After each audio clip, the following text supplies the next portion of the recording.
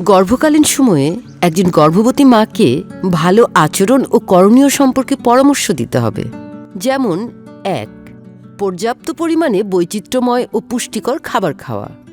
২. গর্ভকালীন সময়ে সঠিক পরিমাণে ওজন বৃদ্ধি পাওয়া। ৩. সংক্রমণ প্রতিরোধ করা ও দ্রুত চিকিৎসা গ্রহণ করা। ৪. গর্ভবতী মায়েদের সর্বমোট ২টি টিটেনাস ইনজেকশন প্রতিষেধক নেওয়া। ৫. প্রতিদিন দিনের বেলায় ২ ঘন্টা বিশ্রাম নেওয়া এবং রাতে অন্তত ৮ ঘন্টা ঘুমানো। ৬.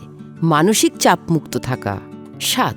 অতিরিক্ত শারীরিক পরিশ্রম এবং ভারী কাজ করা থেকে বিরত থাকা। ৮. প্রতিদিন অন্তত ৩০ মিনিট হালকা শরীরচর্চা বা ব্যায়াম করা। ৯. প্রশিক্ষিত স্বাস্থ্যকর্মী দিয়ে স্বাস্থ্যকেন্দ্রে প্রসব করানো। ১০. গর্ভকালীন সময়ে ৫টি বিপদ চিহ্নের যে কোনো একটি দেখা মাত্র গর্ভবতী মাকে অবশ্যই স্বাস্থ্যকেন্দ্রে নিতে হবে। রক্তক্ষরণ, প্রচণ্ড জ্বর, তীব্র মাথা ব্যথা এবং চোখে ঝাপসা দেখা, খিঁচুনি, বিলম্বিত প্রসব, প্রসব ব্যথা ১২ ঘন্টার বেশি থাকা। ১১. জন্মের পরপরই তাৎক্ষণিকভাবে মায়ের শরীরের সঙ্গে শিশুর শরীরে সংস্পর্শ স্থাপন করা। ১২. জন্মের পরপরই ১ ঘন্টার মধ্যে শিশুকে মায়ের শালদুধ খাওয়ানো।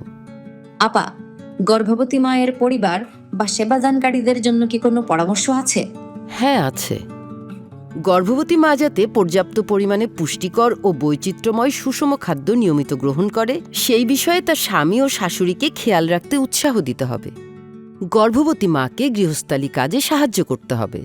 স্বামী এবং পরিবারের সদস্যদের উচিত গর্ভবতী মাকে দৈনন্দিন স্বাভাবিক সাংসারিক কাজে প্রয়োজনীয় সহযোগিতা করা। গর্ভকালীন চেকআপের সময়ে স্বাস্থ্যসেবা প্রদানকারী প্রসব পরিকল্পনার প্রস্তুতি নিয়ে মা ও তার পরিবারকে দিক নির্দেশনা দিবে। প্রসব পরবর্তী উপযুক্ত পরিবার পরিকল্পনা পদ্ধতি অনুসরণ করতে উৎসাহিত করতে হবে।